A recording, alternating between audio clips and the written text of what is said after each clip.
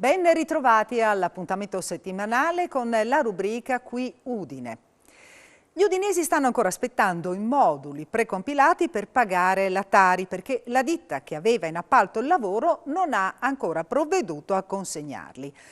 Il comune di Udine è intervenuto grazie alle segnalazioni dei cittadini e ha rinviato i termini di pagamento della tassa sui rifiuti al 27 dicembre.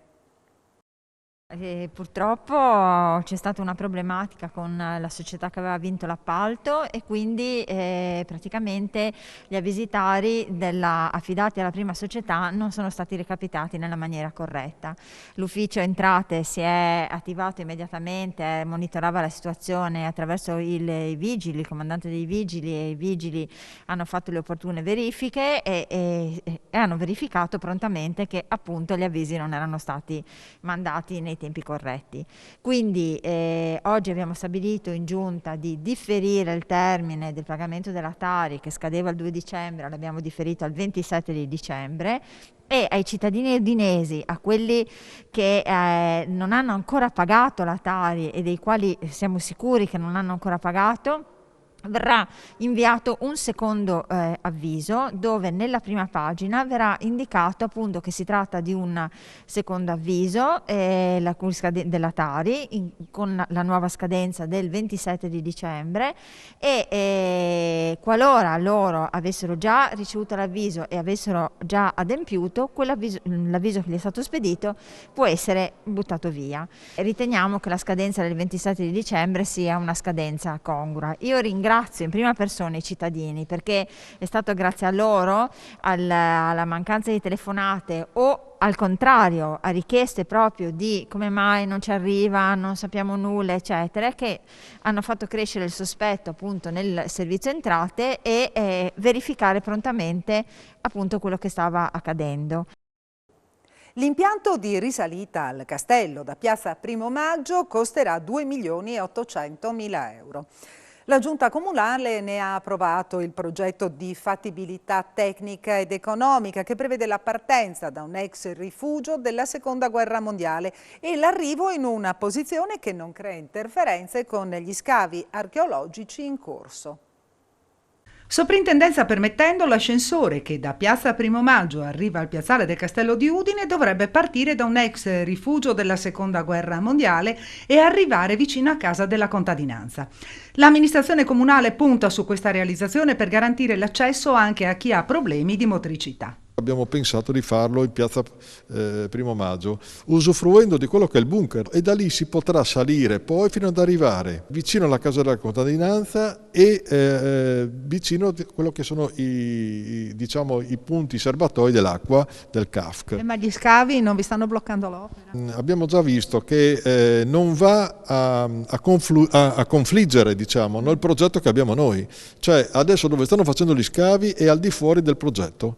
La Giunta oggi ha anche approvato il progetto di fattibilità per radere al suolo i manufatti della caserma Piave e realizzarvi un bosco urbano. Andiamo a togliere, ad abbattere sostanzialmente, a demolire tutti gli edifici e bonifichiamo l'area e facendo questo creiamo quelli che sono i 5,3 ettari di bosco urbano. Finalmente si potrà vedere in quell'area una vera zona, diciamo, ambientale adatta a quella che è la Udine dei prossimi decenni.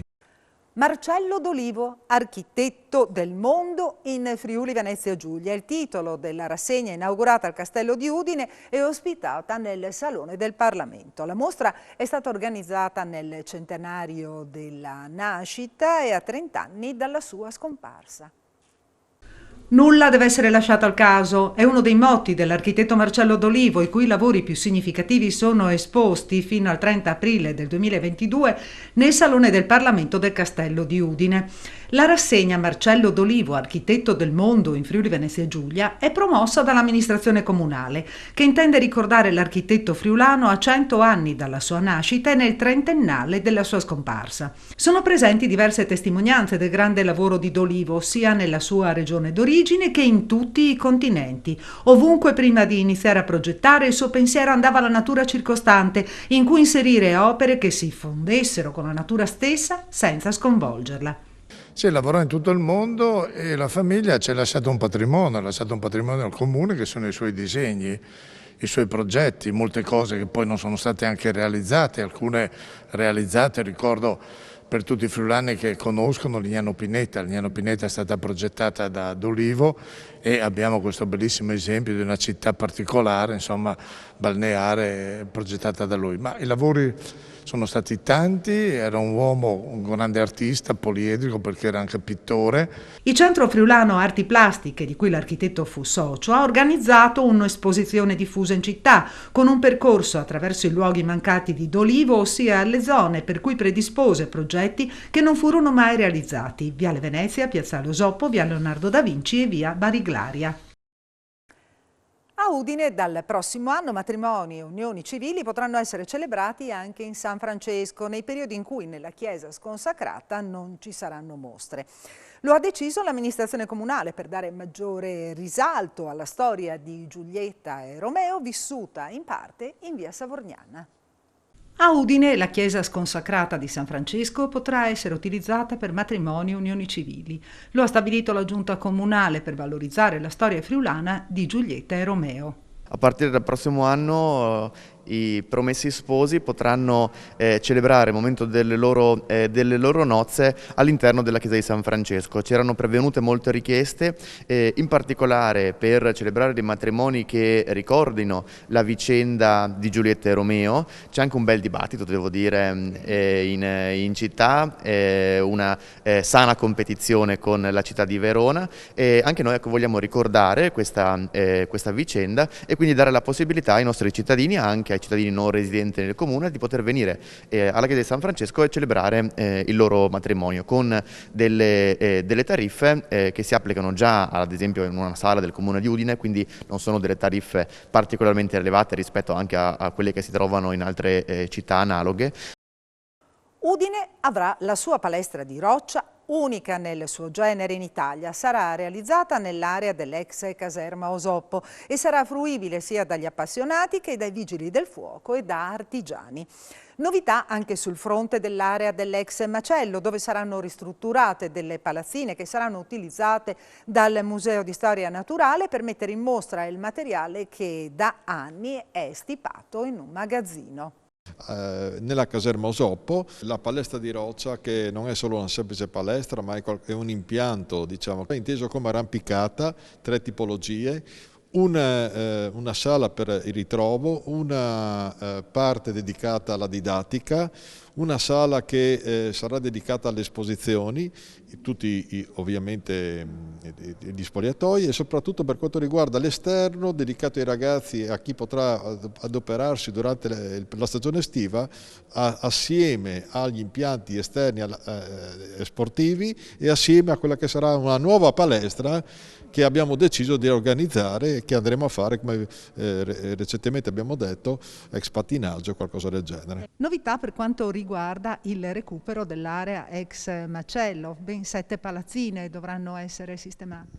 Sì, all'ex macello noi adesso abbiamo praticamente oggi deciso di approvare il progetto definitivo, i lavori che partiranno entro 2 o 3 mesi, perché noi adesso faremo la gara, è chiaro, sono 3,7 milioni, quindi una gara europea vuol dire recuperare 7 palazzine, quelle immediatamente a ridosso delle altre 2 che sono in corso i lavori di recupero, avranno una grande sala espositiva e altre 2 o 3 sale espositive temporanee, quindi faremo ruotare praticamente tutti i tanti reperti che abbiamo in magazzino e che qui troveranno lo spazio, per la gioia di tutti gli amanti del Museo di Storia Naturale.